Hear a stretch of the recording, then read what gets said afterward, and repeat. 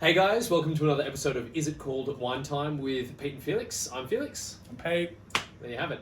Our names are the same every week. Yep, this shouldn't be a surprise to you anymore. So today we're really excited to look at the wines of Owen Latta. Now, Pete, you know a little bit more about Owen, so talk us through some of his history, how he started at Eastern Peak, I believe. Pretty cool kind of history. So his parents owned Eastern Peak, set up Eastern Peak, which was initially vineyards that were going to Mount Langi-Giran.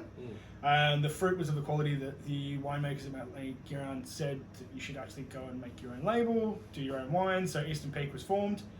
When Owen was 15, there was an accident in the winery. His dad was injured, and Owen kind of had to take over vintage.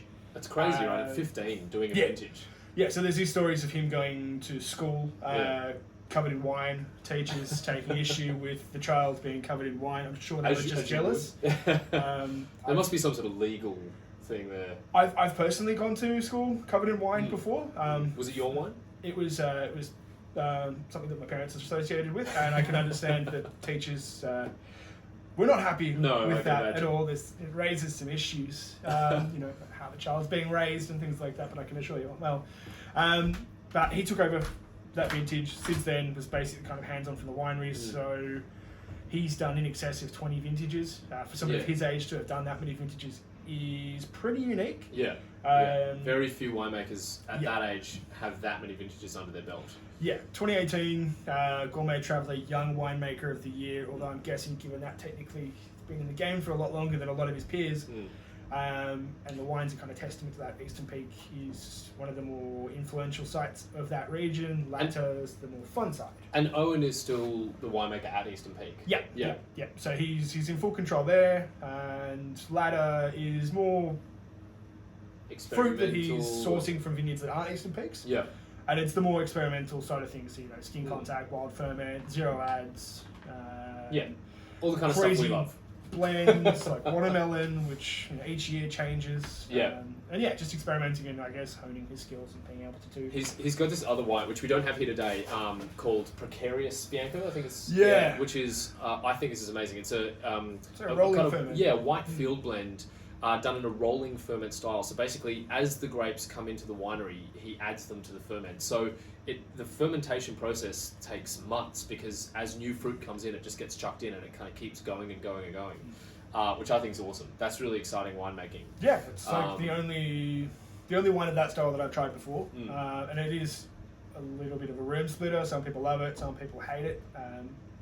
Mostly though, we found that people do really like it. Yeah, and I think what's exciting about winemakers like Owen is that they are pushing the boundaries. They're kind of testing the limits of what wine can be, what it should be or can't be or anything like that. So, today we've got two of his wines that are reasonably conventional for some of the stuff that he's doing.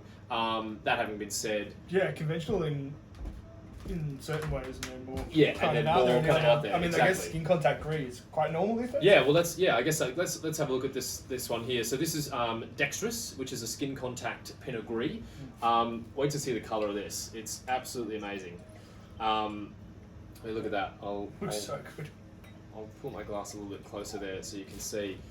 I love that color. A lot of people forget, I think, that Pinot Gris. On the vine, the grapes are actually really quite dark coloured. The skins are sort of a purpley, bluey colour. It's normally vinified as a white, so people forget that Gris actually has a fair amount of colour, as you can see. It's basically a light red grape, and Owen has taken full advantage of that by leaving them on skins like this to extract all of that beautiful blush colour. What do we think?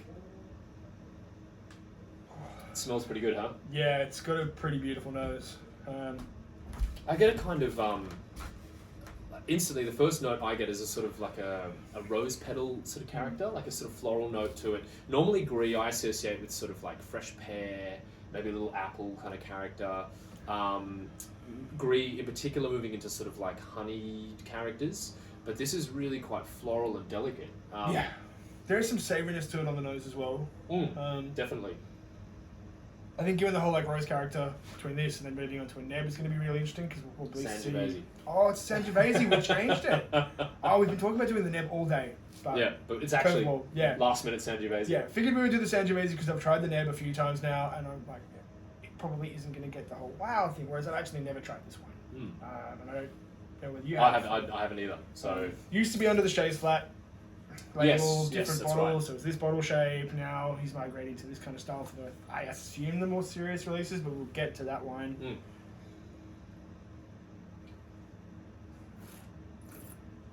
It smells great.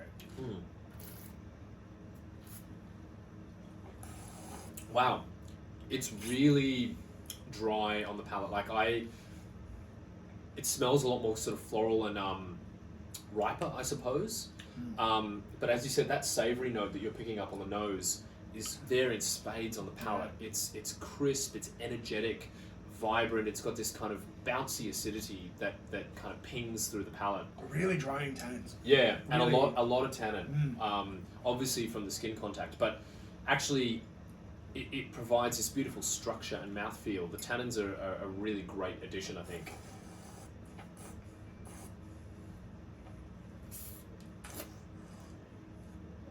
Yeah, wow. It's cool. That's really cool. Yeah. I've had a bottle of this previously, drunk it over a few hours. We've just opened this, as is the usual case. We've opened and try them. This guy packs on a little bit more weight, more detail. The fruit comes a little bit to the fore. There's not a lot of fruit per se on the palate. It really is quite savoury.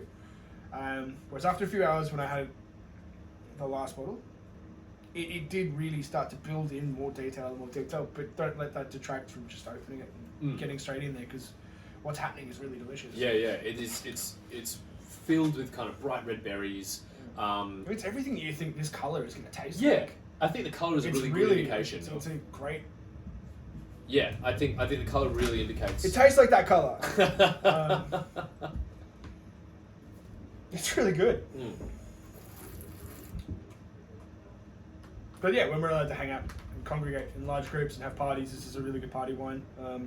It would probably still be quite approachable. It's really interesting. This is a great wine. I think if you poured someone a glass of this and asked them to guess what grape it is, good luck. Yeah, I think you would be hard pressed. I would be impressed if someone said Gris, because I certainly wouldn't pick it from this. And that kind of winemaking excites me. I think it's when you get something that's left of center, it's not that conventional, same over and over again. It's really exciting, and I think that's kind of sums up Owen's approach, isn't it? It's, you can tell, it's just there's lots of detail.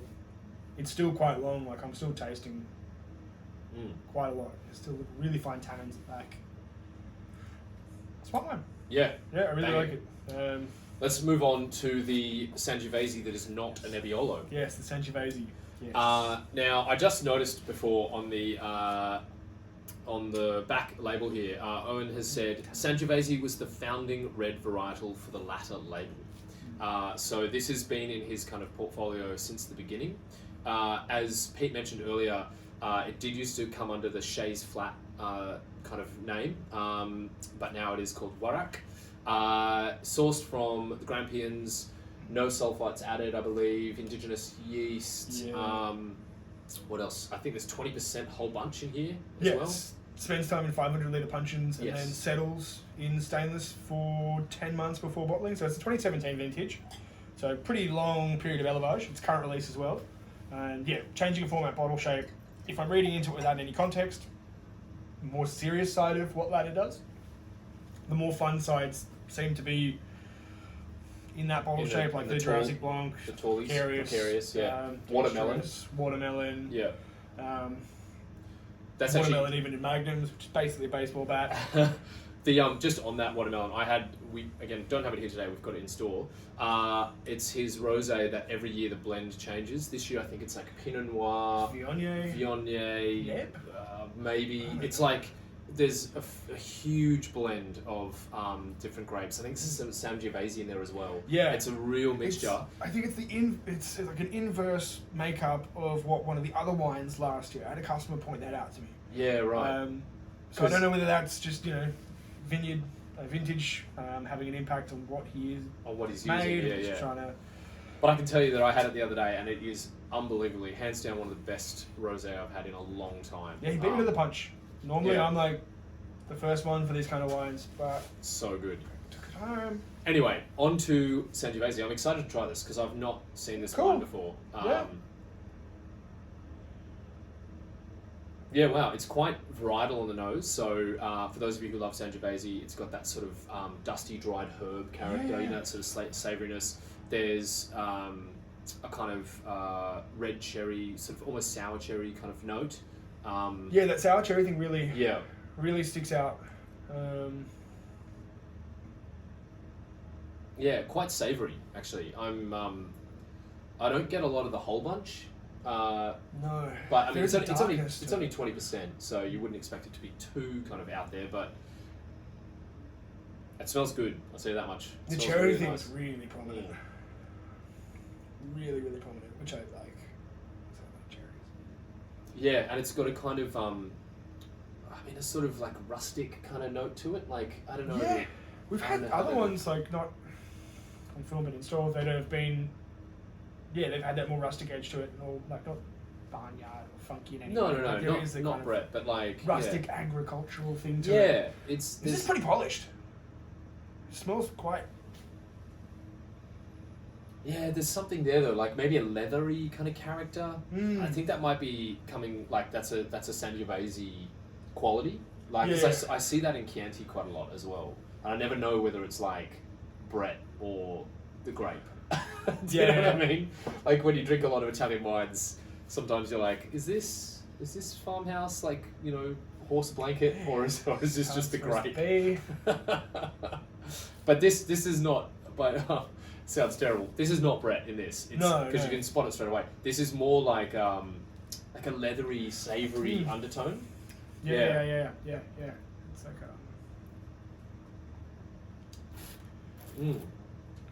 it smells like a sharpening leather, like the kind of leather you use to sharpen a knife on, which I guess gives you that kind of like irony thing as well. I don't know.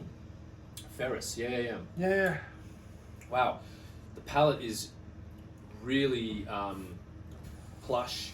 It's got a lovely kind of primary fruit up front, but then the savoury stuff kind of kicks in mid palate and it flows through to the back, supported by these beautifully kind of raspy tannins. That's cool. It's real. I mean, look, pretty conventional, I have to say, for Latta. Yeah. But just beautifully well made wine. Like, it's, you know, this one's a bit out there, kind of, and in that it's skin contact green. He's pushed it quite far. Obviously, the other wines that we've mentioned, like Precarious and Watermelon, really quite out there in terms of their styles. Yeah, they're very unique. This is just a delicious Sangiovese, straight up. I don't think he's trying to reinvent the wheel here. I don't think he's trying to push the boat out too far. No. And that's what I liked about the Neb as well. The Neb was quite really traditional, straight-laced, conventional. It's under the Latta label, and I don't think the Latta label needs to always be these kind of funky, out there, wild wines. Yeah. The wines that Owen wants to make that exist outside of the Eastern Peak brand. Exactly. Yeah. And this is a really good example of that. He seems to be nailing Italian varietals. Because he does do some things that are a little bit out there, like the Wild West Red, which is like a blend of a bunch of different red varieties. That does have a little bit of that barnyard thing going on, but I don't mind it because it's not overt or challenging. Yeah, right. It's there, adds interest. It's another component. Yeah, and it's a much simpler, more enjoyable kind of, for lack of a better term, smashable red. Whereas this has a little bit of seriousness to it. I can't keep going back to it because I'm really drawn in. It's one of those wines that I think you just want to sit with for a little while. I think when we talk food pairings, I see this with, yes, it will go with Italian cuisine, like your pastas, pizzas, that kind of thing. But tomatoes and this are going to work. The tomato, the acidity of the tomato, I think would go really well. But for me, I think I would like to just sit down with maybe a bit of cheese and this wine and kind of just let it sort of sit with me for a while. I think there are those wines that you kind of need to... Yeah, you need to get to know a little bit. This in a decanter. Yeah, we've just opened this, which is always hard to kind of appraise a wine because they evolve so much. But I think this is one of those wines that really needs a bit of time to sit with and get to know, and I love it. I think it's really, really good. I'd hang out with this one. You'd hang out, you'd be friends with it. Yeah, I feel like this is maybe a bit serious for you. I can be serious. Can you? Like, every now and then. Every now and then. I'm yet to see it. It's hard. People are like, what's going on? He's angry. No, it's... I'm being serious. I'm being serious. Yeah. Yeah. It's just, I mean, I try to not be. I know. Also, it's hard to take you seriously. No. Well, you're so much fun. You're a fun guy. Yeah. No, I think let's kind of boil this down a little bit. I think this is the wine that you do have fun with. That it's bright, it's energetic, it's really vivacious. It's the kind of thing, as Pete said, you take it to a barbecue or wherever, a party, a picnic, whatever it is, and everyone will enjoy that. This wine, I think, requires a little bit more. Sort of. It's opening up a lot more as well. Like, I've just got this whole like herbal kind of, not menthol, but there's something. Like dried herbs, like that. You know those. This is gonna sound wrong, but you know those packet herbs that you get, like the Italian herb mix. You know, it's like oregano, basil, or whatever. The dried herbs that you sprinkle Master on. Foods. Yeah, Master Foods, that kind of crap. I'm just gonna have another look, just because things are happening. Moderation, responsible. Some of us have to steer the ship. It's evolving. This is called research. Yeah, no, it's definitely getting more interesting. Oh, I think it's great. Yeah, it's cool. I'm glad we looked at this over the net. Yeah. I might actually prefer this because it's getting colder. I'm looking for a little bit more body in the wines and the conventional wines that I take home because I'm a conventional person. Fun-loving guy. We'll get that far. Really, really exciting, and I think his whole range is fantastic. Those of you who have experienced the Latta wines will kind of know what we're talking about, but those of you who have not tried these wines, I really encourage you to do so. You don't have to go kind of out there and funky. You can kind of go with the conventional stuff if that's more your bag. Across the board, though, they're just great wines. I encourage you to seek them out, and not expensive either. They're really not expensive. No. That's on the shelf for what, 30 something? 40-ish maybe. Yeah, and that one's like 43, I think. So like they're not crazy. I think it's 47. Actually. Oh, sorry, 47. My bad. Whatever. That's a couple bucks. Cheaper by the dozen. Yeah. So that's our wrap up of Owen Latta and what he's doing with his Latta label. As I said, fantastic wines, really exciting. We love winemakers like this. This is our bag. But we hope that you enjoy them as well. We think you will. We think you will. All right, that is all from us for this episode of Is It Called Wine Time? Hope you've enjoyed it, and we'll see you here same time, same place next week. Bye. Goodbye. And we're out.